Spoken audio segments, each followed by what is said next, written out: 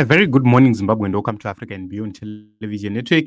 And this morning, we need to take a look onto what the High Court has done at this point in time. They've refused to compel President Emmerson Mnangagwa to sign into law a law which was going to stop abductions, to stop torture.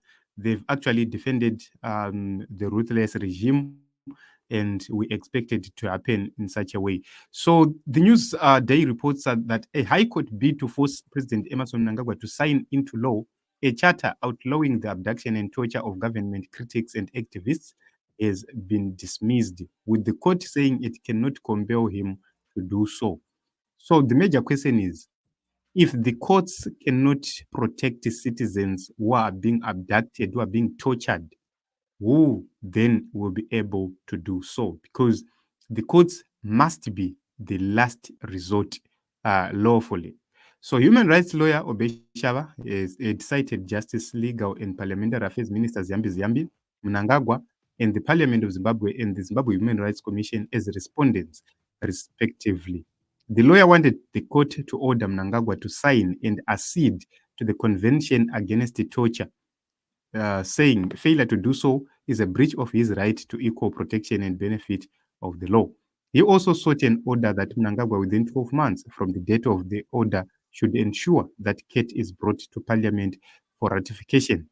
Shaba also sought an order that Ziyambi, within 6 months, deposits the necessary instruments of accedance to Kate with the United Nations, but they've refused to do so. So High Court Judge Justice Gladys Mori, however, dismissed the application and said that if there is a deviation from or an infringement of his right occurs, it can rightly be said that there is a derogation from this law, meaning there is no equal protection and benefit of the law.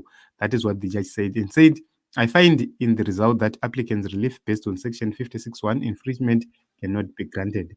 This is how our High Court operates. They always side with those involved in a criminal act. Remember that just a few months from now, we saw a whole member of parliament, Takudzo Ngadzori, was running. He had to record a live Facebook video, which is a video which probably saved him from being murdered or from disappearing forever. Remember, Itai Dzamara also was abducted and disappeared. Up to this day, nobody knows the whereabouts of Itai Dzamara, whether he's alive or not, no one knows. And, this is happening continuously. We had Pastor Messiah was abducted and found dead, and there are no consequences. We also have in the past people like Justina Mkoko. They were abducted, they were tortured. All these people had suffered in the hands of the regime, and it seems as if they are continuously protecting each other. This is what our people are going through at this point in time. No one is there to save our own people from this regime. So it's a cause of concern, but this is what is happening at this point in time. Your views are of much importance. When a law is passed, we expect to see people, all of them being protected. I can differ with President Emmerson Mnangagwa, but that does not warrant him to make me his enemy, to a point of abducting me, to a point of killing me.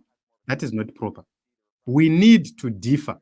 If we see things being done wrongfully, we need to differ. That is politics. We are in politics. We must be allowed to criticize this government. We must be allowed to hold this government accountable. There are things which they will never tell each other within ZANU-PF, but we have to tell them now. And at a certain point in time, we always agree. I want to show you this. Itai Dzamara said Robert Mugabe overstayed in power, stepped down, saved Zimbabwe. They abducted Itai Dzamara. He went missing up to this day. But years later, after the abduction of Itai Dzamara, they agreed with Itai Dzamara and removed Robert Mugabe on the same grounds which Itai Dzamara stood for. So the major question is it wrong when it is being done by a citizen, and it becomes right when it is done by powerful politicians? or the military. That is something which is very important. I know that they will try by all means possible to protect themselves, to shield themselves from accountability. But the truth is, one day they shall be held accountable. So thank you very much, everyone, for coming. We're experiencing bad weather, and our network is quite low. But we hope and believe that we'll be able to continue to do our live streams. Thank you very much, everyone, for coming.